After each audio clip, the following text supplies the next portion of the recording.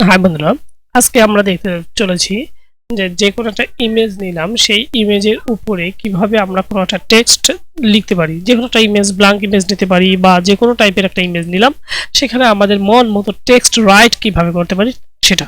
তো চলুন শুরু করা যাক। এর জন্য আমরা একটা পাইথন ফাইল তৈরি করে নিয়েছি, টেক্সট রাইট ইন ইমেজ নামে। এই পাইথন ফাইলের ভিতরে আমরা কোডগুলো রাইট করব। এর জন্য হচ্ছে আমরা একটা ইমেজ জেনারেট করে নিই। প্রথমেই ইমেজ জেনারেট করে নিলাম এবং এই কোডটাও ওকে। এখন এই ইমেজের উপরে আমরা কোনো একটা টেক্সট রাইট করতে যাচ্ছি। আমরা যদি আমাদের ইমেজটা একটু দেখি, তো দেখবেন যে ব্ল্যাক কালার একটা ইমেজ আমাদের তৈরি হয়ে গেছে, যেহেতু আমরা 500x500 ফ্রেমে একটা ব্ল্যাক কালার ইমেজ তৈরি করে নিলাম এখানে। তো দেখতে পাচ্ছেন যে ব্ল্যাক কালারের একটা আমাদের এখানে ইমেজ জেনারেট হয়ে গেছে। এখন এই ইমেজের উপরে আমরা যে কোনো একটা টেক্সট লিখবো। এই ধরেন এই মাঝে আমরা কোনো একটা টেক্সট লিখবো, মাঝে এখান থেকে। তো সেটা কিভাবে লিখতে পারি সেটাই আমরা দেখব। তো এর জন্য ওপেন সিভি আমাদের একটা বিল্ট ইন ফাংশন দেয়, সেটা হচ্ছে cv2। সেই cv2 এর মাধ্যমে আমরা পুট টেক্সট করব এবং আমাদের প্রথমে ইমেজটা বলে দিব, যে লেখাটা আমরা লিখতে চাচ্ছি। যেমন আই লাভ ইউ দিলাম সাকসেস, এবং এই টেক্সটটা কোথা থেকে লেখা শুরু হবে সেখানে আমরা বলে দেব। যেমন আমরা যদি বলে দিই যে আমাদের x অ্যাক্সিস 0 থেকে শুরু হবে এবং y অ্যাক্সিসের ভ্যালুটা 250, অর্থাৎ মাঝ বরাবর চলে আসবে এবং এটা শেষ হবে আমাদের 250/250। এখান থেকে শুরু, মানে শুধু শুধু শুরুটা বললে হবে, শেষটা বলার এখানে দরকার নাই। তারপর হচ্ছে আমাদের এই লেখার ফন্টটা কি হবে সেটা বলে দিতে হবে। cv2 ডট, আমরা যদি ফন্ট লিখে সার্চ দিই দেখবেন যে অনেক ধরনের ফন্ট আমাদের রয়েছে।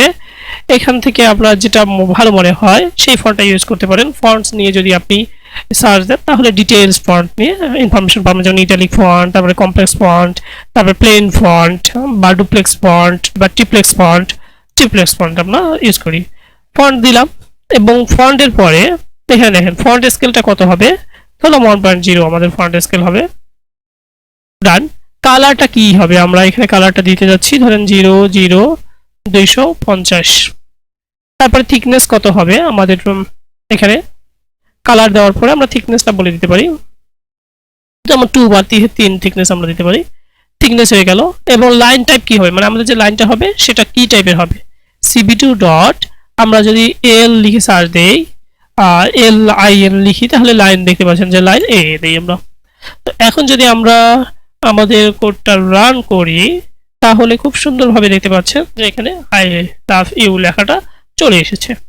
ধরেন আমরা এই লেখাটা এখানে না লিখে এই যে মাঝ থেকে শুরু করতে যাচ্ছি, তাহলে কি করতে পারি আমরা একটু বড় করে দেই।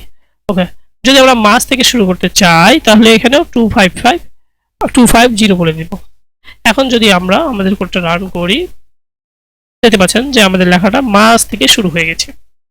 তো এই পুট টেক্সট ফাংশনের মাধ্যমেই আমরা আমাদের যে কোনো টেক্সট আমাদের ইমেজে রাইট করাতে পারি। আই গেস আপনারা বুঝেছেন কিভাবে আমরা আমাদের পুট টেক্সট ইউজ করতে পারি। আচ্ছা, আরেকটা জিনিস দেখা যায়, আমরা তো গত পর্বে রেক্টেঙ্গেলটা দেখলাম, রেক্টেঙ্গেলেই আমরা পুট টেক্সটটা কিভাবে রাইট করাতে পারি সেটা দেখি একটু। যেমন এই যে দেখবেন যে কম্পিউটার ভিশনে কোনো একটা অবজেক্ট ডিটেক্ট করার পরে উপরে লেখা থেকে যে এটা এই টাইপ, এটা এই টাইপ। যেমন আমি যদি এটা একটু রান করি, আমি আসলে ডিটেলস বোঝানোর চেষ্টা করি, সেজন্য অনেক সময় একটু সময় লাগে।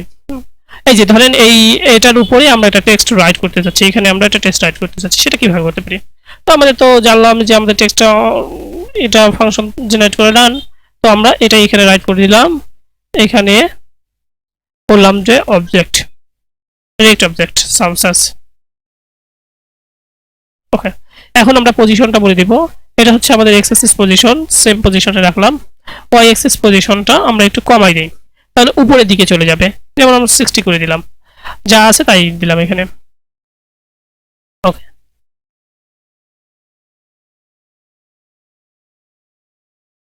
আচ্ছা। তো এখন আমরা উপরে রেক্টেঙ্গেলটা দেখতে যাচ্ছি যে রেক্টেঙ্গেলটা ঠিকমতো আসতেছে কিনা।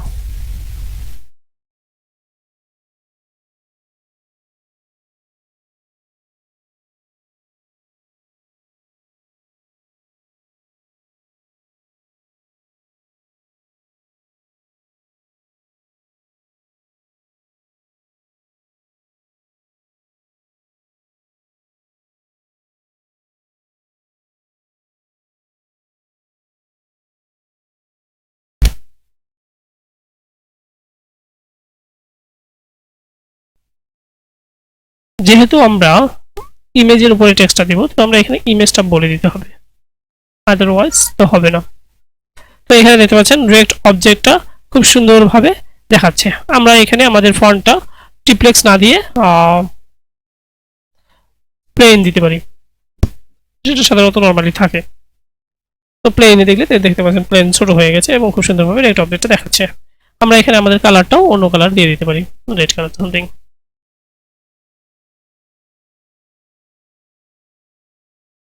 তো এখানে রেড কালার দেখতে পাচ্ছেন যে রিয়েক্ট অবজেক্ট জেনারেট হয়ে গেছে। তো এভাবেই সাধারণত যে কোনো একটা রেক্টেঙ্গেল বক্সের উপর পুট টেক্সট রাইট করা হয়।